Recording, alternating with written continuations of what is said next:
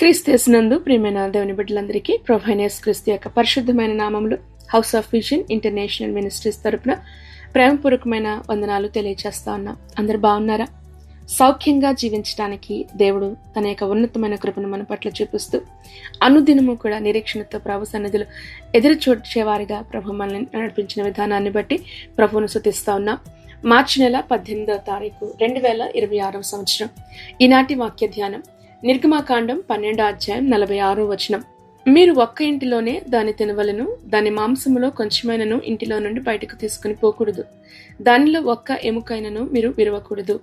దానిలో ఒక్క ఎముకైనను మీరు విరవకూడదు. చదవబడిన ఈ వాక్యం పస్కా గొర్రెపిల్లను గురించి దేవుడు ఇశ్రాయేలీయులకు ఇచ్చిన ఆజ్ఞ.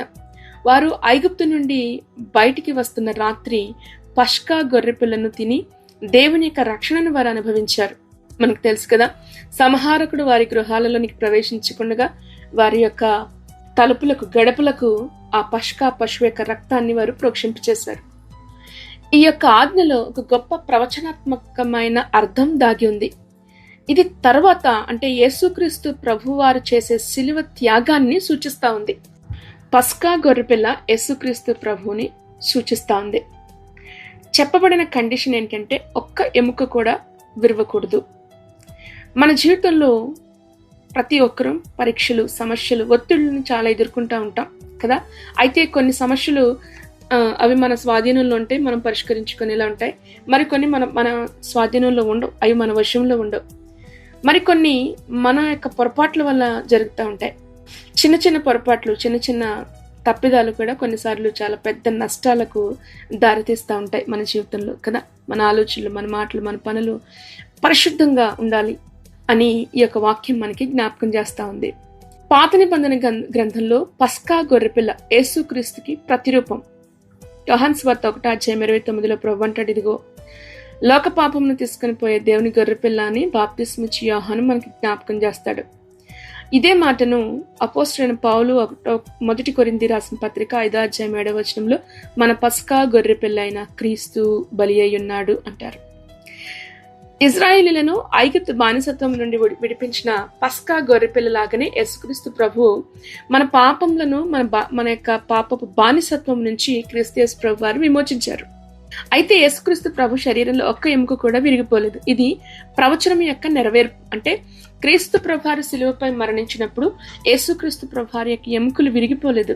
ఇది నిర్గమకాండం 12:46లోని ఈ యొక్క మాట ప్రవచనాత్మకంగా నెరవేర్చబడింది. యోహాను సువార్త 19:33లో యేసు దగ్గరకు వచ్చినప్పుడు ఆయన అప్పటికే చనిపోయినట్లు చూచి ఆయన కాళ్లను నరికి వేయడానికి వారు ప్రయత్నం చేసినప్పుడు ఆయన అప్పటికే చనిపోయినాడు కనుక ఆయన కాళ్లను నరికి వేయలేదు. 19:36 ఆయన ఎముకలలో ఒక్కటి ఆయనను విరిగదు అనే వాక్యము నెరవేరినట్లు ఈ సంగతులు జరిగెను అని మనకి జ్ఞాపకం చేస్తా ఉంది. దేవుని యొక్క వాక్యం ఎప్పుడు కూడా తప్పిపోదు అని చెప్పారు కదా, నా నోట నుంచి వచ్చే ఏ మాట కూడా తప్పిపోదు. గనుక ప్రభు చెప్పిన యొక్క మాట ప్రతి ప్రవచనం ఆయా సమయానికి నెరవేరడం మనం చూస్తా ఉన్నాం. పస్కా గొర్రెపిల్ల ఎముక విరగకూడదు. యేసుక్రీస్తు ప్రభు సిలువలో ఆయన మరణిస్తున్నప్పుడు ఆయన ఎముక విరగొట్టబడలేదు, ఒక్కటి కూడా విరగొట్టబడలేదు. అవును, దేవుడు నీతిమంతులను కాపాడువాడు. మన ఎముకలను సహితము ఆయన కాపాడే దేవుడు. ఆయన మన ఎముకలు విరగకపోవడం, యేసుక్రీస్తు ప్రభువారి యొక్క ఎముకలు విరగకపోవడం అనేది దేవుని యొక్క కాపుదలను సూచిస్తా ఉంది కదా. దేవుడు తన ప్రజలను కూడా కాపాడగలడు. కష్టం వచ్చిందా, షార్ట్ కట్స్ వెతక్కండి. చిన్న సమస్యలు ఏదైనా ఎదురైనయా, పెద్ద సమస్యలైనా చిన్న సమస్యలైనా, ఆపదలు వచ్చినాయా, షార్ట్ కట్స్ వైపు చూడొద్దు.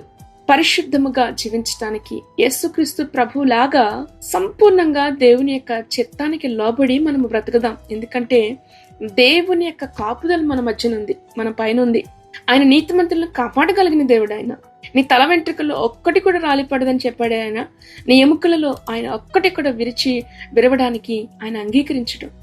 అవును, రోమన్ సైనికులు అక్కడ శిలువ శిక్షను అమలు చేస్తున్నప్పుడు కూడా జ్ఞాపకం ఉంచుకోనండి, దేవుని యొక్క నియంత్రణలోనే వారు ఉన్నారు. శిలువ పైన ఉన్నవారి, శిలువ మరణం విధించబడిన వారి యొక్క కాళ్ళు విరగొట్టడం అనేది అది సాధారణం. కానీ వారు యేసు ప్రభు దగ్గరికి వచ్చేసరికి ఆయన అప్పటికే మరణించారు గనుక వారి యొక్క కాళ్లను వారు విరగగొట్ల. మనుషులు ఏది చేయాలి అనుకున్నా దాని వెనక దేవుని యొక్క ప్రణాళిక తప్పక పనిచేస్తుంది అన్న విషయాన్ని మనం జ్ఞాపకం చేసుకోవాలి. ఈ యొక్క వచనం మనకి సంపూర్ణమైన రక్షణకు సంకేతంగా తెలియచేస్తా ఉంది. ఎముకలు విరగకపోవడం పూర్తి సంపూర్ణ రక్షణను సూచిస్తా ఉంది. అంటే రక్షించబడ్డానికి ఇక మనం చేసేది ఇంకేమీ లేదు. యేసుక్రీస్తు ప్రభు సంపూర్తిగా ఆయన చేశాడు. హెబ్రీయులకు రాసిన పత్రిక 10:14 ఒక్క అర్పణ చేత ఈయన పరిశుద్ధపరచబడు వారిని సదాకాలమునకు సంపూర్ణులుగా చేసి ఉన్నాడు అనే వాక్యం. అవును, యేసుక్రీస్తు ప్రభు వారు చేసిన రక్షణ కార్యము పూర్తిగాను సంపూర్ణంగాను శాశ్వతంగాను ప్రభు చేశారు. ఆయన యోహాను సువార్త 10:28 నేను వారికి నిత్య జీవం ఇస్తాను, వారికి ఎన్నటికీ కూడా నశింపరు. ఈ వాక్యం మనకి ముఖ్యమైన 3 సత్యాలను గురించి మనకి జ్ఞాపకం చేస్తా ఉంది. ఏంటో తెలుసా? దేవుడు మన జీవితాల్ని ఆయన కాపాడగలగట్టకు ఆయన శక్తిమంతుడైన. ఇశ్రాయేలుని కాపాడేవాడు కునుకడు నిద్రపోడు. నీ కుడి ప్రక్కన యెహోవా నీకు నీడగా ఉన్నాడని 121వ కీర్తన 7-8 మనకి జ్ఞాపకం చేస్తా ఉన్నాయి. ఆయన నీ తల వెంట్రుకల్లో ఏది కూడా రాలిపడనివ్వడు, ఆయన సెలవు లేకుండా. ఈ వాక్యం ద్వారా మనం ధైర్యం తెచ్చుకుందాం. దేవుని యొక్క ప్రణాళిక, ఆయన రక్షణ అన్నీ నీ జీవితంలో కలిసి పనిచేస్తున్నాయి అన్న విషయాన్ని మర్చిపోకండి. దేవుడు తన బిడ్డల్ని ఎలా కాపాడాలో ఆయనకు తెలుసు. శ్రమ వచ్చింది, కష్టం వచ్చింది, భయం అనిపించింది, దేవుని ప్రణాళికలో మనం ఉన్నాం అన్న విషయాన్ని మనం మర్చిపోవద్దు. శత్రువు మనకి విరోధంగా ఆలోచన కలిగి ఉన్నప్పటికీ కూడా గుర్తుపెట్టుకోండి, ఆ ప్రణాళికలో దేవుడు తన మహిమ కొరకు, తన బిడ్డల క్షేమం కొరకు ఆయన మార్చివేసే దేవుడు. మనకు విరోధంగా ఎవరైనా నిలబడగలరా? మనకు విరోధమైన ఈ ఆయుధమైన వర్ధిల్లగలుగుతుందా? రెండవ విషయం, దేవుని యొక్క వాక్యం ఎప్పుడు కూడా సత్యం.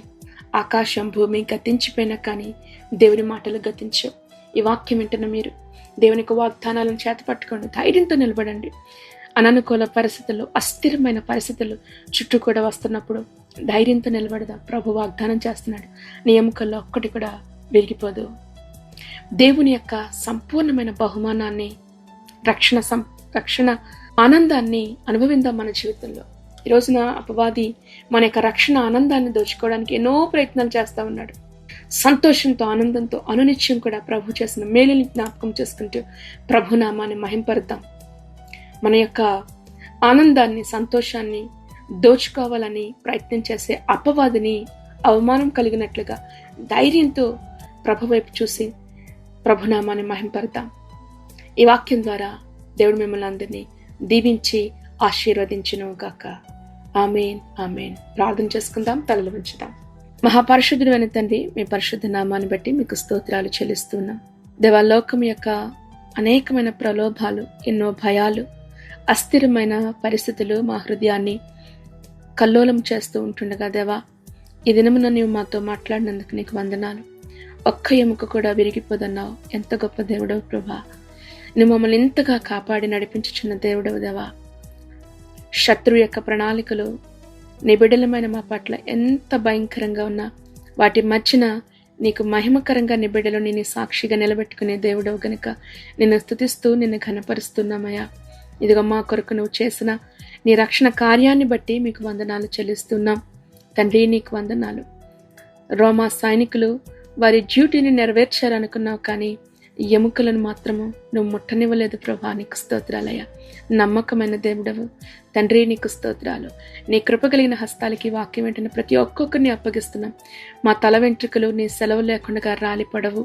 అవునయ్యా, మా జీవితంలో ప్రతి చిన్న విషయంలో కూడా నువ్వు గొప్ప బాధ్యతను తీసుకునేవాడవుగా, మా తండ్రిగా, మా యజమానిగా, మా సృష్టికర్తగా ఇదిగో నాయన నీ చేతులకు ఈ వాక్యం వెంటనే ప్రతి ఒక్కొక్కరి జీవితాలు అప్పగించుకునే కృపను దయచే.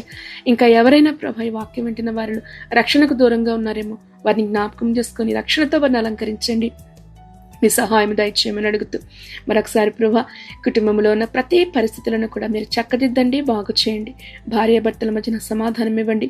బిడ్డల్లో ప్రభా విధేయత కలిగిన హృదయాలు బిడ్డలకి మీరు దయచేయండి.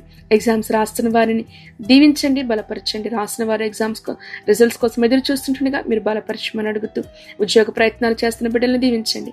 అనారోగ్యంతో ఉన్న వారిని జ్ఞాపకం చేసుకో, బలపరచమని అడుగుతూ, ఈ దినమున నీ బిడ్డలు ఆరంభించిన ప్రతి ప్రయత్నాల్లో కూడా మీరే తోడేని నడిపించి బలపరచమని, బయటకు వెళ్తుండగా వస్తుండగా నీ కాపుదల, భద్రత, మీ సంరక్షణ నీ బిడ్డలకు అనుగ్రహించమని ప్రభువైన యేసుక్రీస్తు నామములో ప్రార్థించి మీ బిడ్డలను ఆశీర్వదిస్తున్నాము తండ్రి. ఆమేన్. ఆమేన్. ప్రభువైన యేసుక్రీస్తు కృప మీ అందరికీ తోడేయండి, నడిపించును గాక. ఆమేన్.